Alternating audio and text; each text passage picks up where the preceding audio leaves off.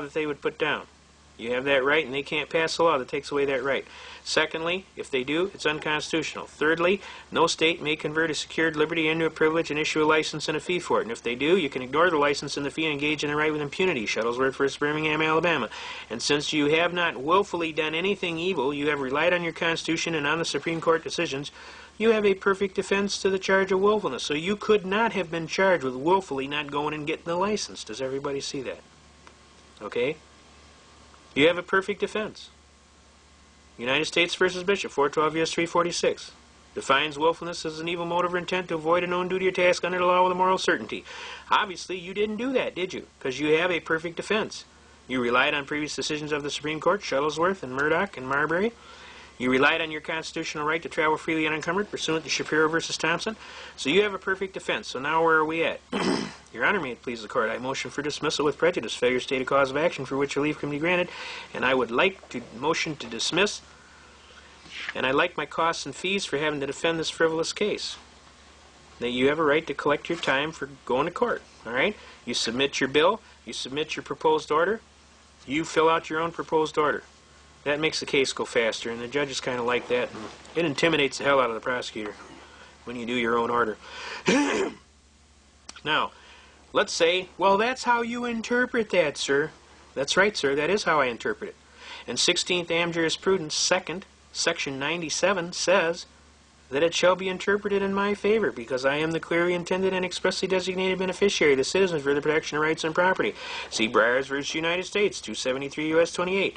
Unlawful, and that deals with an unlawful search and seizure, but it also deals that it's supposed to be interpreted in favor of you, the clearly intended and expressly designated beneficiary for the protection of your rights and property. So they got to enforce it in favor of you, right?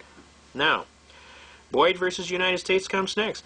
The court is to protect against any encroachment of constitutionally secured liberty. It's their duty. They have no choice. They have to do it. Okay? All right? In Norton v. Shelby County, an unconstitutional act is not law. It confers no rights. It imposes no duties. Affords no protections.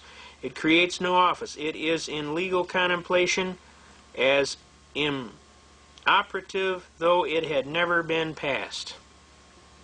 Now, after you write all of this stuff down, you casually say, "Wherefore, Your Honor, I pray before this honorable court for your just and lawful relief. I ask that you dismiss this case with prejudice for failure to state a cause of action for which relief can be granted, and I pray the court for my just relief for having to defend this patently frivolous and spurious case, and my costs are whatever they are." You submit that on your order. I have an order. I have a proposed order, Your Honor. It's in my brief. At that point, they will turn to the prosecutor and say, "Well, Mr. Prosecutor, what do you think you'd like to do about this?" And most of the time, they're so overwhelmed at this point that they just go, "I'll go for the dismissal, Your Honor." And the judge will give them some slack. "Well, never before was a young man, not attorney, so literally overwhelmed when it counts for the prosecution, a licensed attorney." Now, it's not my goal to make attorneys look bad. My goal is to make you look good. My goal is to make you understand your Constitution. Now, if you happen to do it and you do it better than the attorney, God bless you. And God bless America. And if the attorney doesn't do his homework and prepare his case, I have no sympathy for him. Because he shouldn't have done what he was doing anyway. And if he'd had any brains, he'd have pulled you aside and he'd have done what other attorneys have done to me and said, "You know, I hate going against a pro se litigant attorney." Almost always they're really, really good. And you know, I never get to find out if they're really, really good or they're really, really bad until I show up, and then it's too late. So I'm already on the diving board. And either the pool has water in it or it doesn't. And usually it doesn't. And it hurts when you hit the bottom. So they don't like going against you people. They will not like going against you. If you halfway know what the hell you're talking about, they're going to be intimidated. And I can tell you many, many, many tales. I had this one gentleman, he didn't have any plates on his car, and they called him into the court.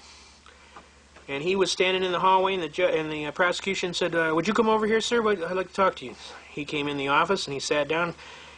And this party said to the prosecutor, "What can I do for you?" The prosecutor said, "Sir?"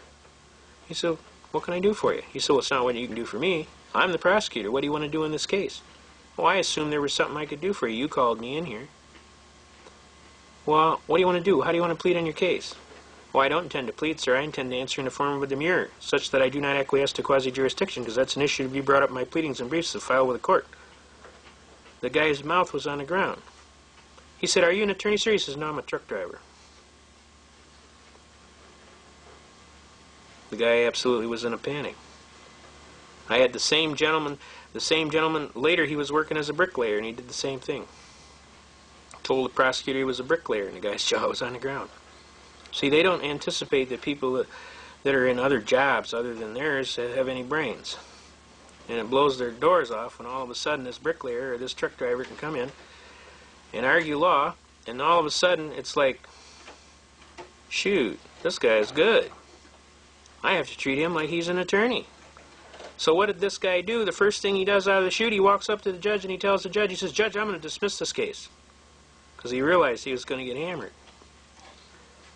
And my guy says, "He can't do that. I took day off work to come over here and battle."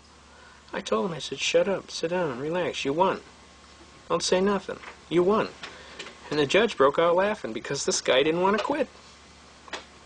The judge turned to him and he said, "Well, evidently the prosecutor doesn't want to proceed, sir. I'm going to have to dismiss the case. He is the complainant." "Can he do that, Judge? He can't do that. I'm here to battle. I want to go. Let's do it." And the judge laughed again. He says, "Well, apparently, sir, I cannot sustain a complaint that is not properly before the court. Counsel for prosecution has entered a motion to dismiss, and I have no other option but to dismiss. Now, if you want to countersue him, that's another case." "Well, I'll do that. I'll do that." In the meantime, I told him, "Will you be quiet and submit your bill?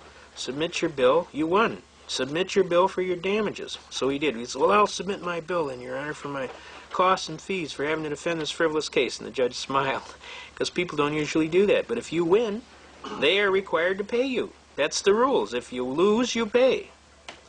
So the bottom line is this. When you file your papers and they turn around and you get a win, make sure you got your little bill in there for your lost time from work, or any copies that you had to make, or any visits to the law library, or any what is called real and personal damages. And don't pad the account. Put down exactly what you got, because if they force you to prove it, you can get busted for perjury. So I don't recommend you shall we say, stretch the pad. I recommend you put down exactly what your costs are. Believe me, the fact that they got beats plenty enough of a sting, and the fact they got to pay a couple $100 for your lost day at work will be more of a sting. And you will get a code on your license, and the next time you get pulled over, they will just hand your license back and tell you to think about slowing down and have a nice day. Because they don't like people like you. Because you're an American. And Americans don't give up. And they never surrender, and they fight. One judge told me one time, he said, "You got any kind of idea how much money you cost this court today?" And I said, "I hope it was a bunch, Your Honor, because I hope you got to go write a whole bunch more tickets to break even." The way I figure, the more tickets you got to write, the sooner the public's going to wake up to this theft, and maybe they'll start doing something positive to stop this kind of stuff, because it's my belief they should be having masks on out there, because, I mean, if they was an honest crook, they'd be having a mask on there when they robbed the people. Okay? Well, he didn't like that answer too good, but the bottom line is he knew I was right, and after a while they realize what your goals are, and they know, hey, this is more fun than Edgewater Park, and I want to go on all the rides twice. You know what I mean? I want to hit the Wild Mouse and a whole bunch of them other rides. Let's do it. And see, when they see that, they realize there's no point. You're not going to learn anything. You're going to cost them time, money, materials. Now the system is not profitable. Okay? So they back off. They put a code on your license. They won't bother you anymore. Now, did everybody see we take that line down? We take the line from the Constitution.